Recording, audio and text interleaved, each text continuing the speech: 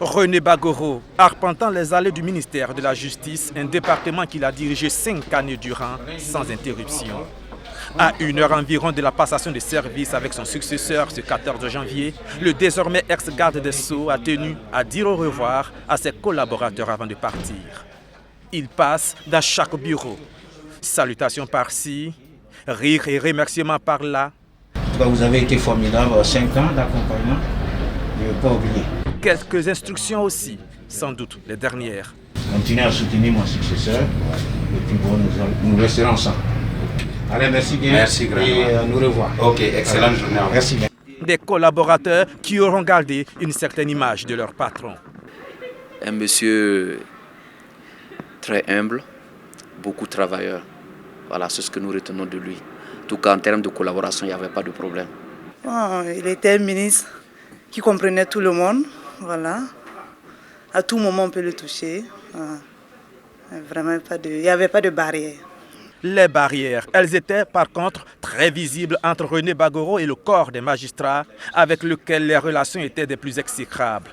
Interrogé sur la question, le syndicaliste qu'il a été en profite pour régler quand même quelques comptes. S'il y a des gens qui ont estimé que je devais, parce que je suis un ancien responsable syndical, me conduire dans le gouvernement comme un syndicat, c'est qu'ils n'ont rien compris de l'action gouvernementale.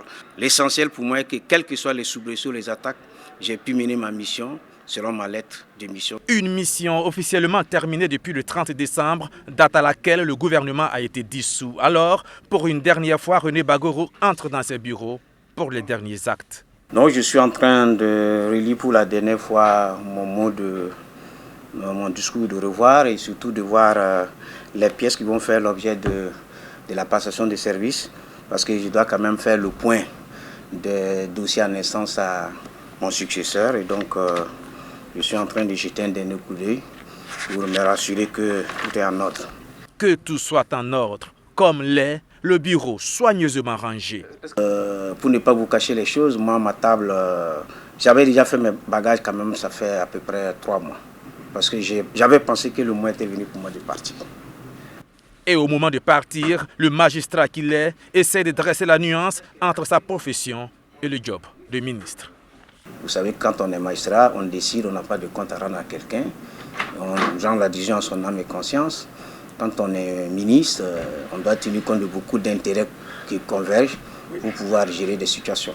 Et on doit rendre compte. Bien sûr, on doit rendre compte parce qu'on est mandaté par des gens. Ce n'est pas le même monde.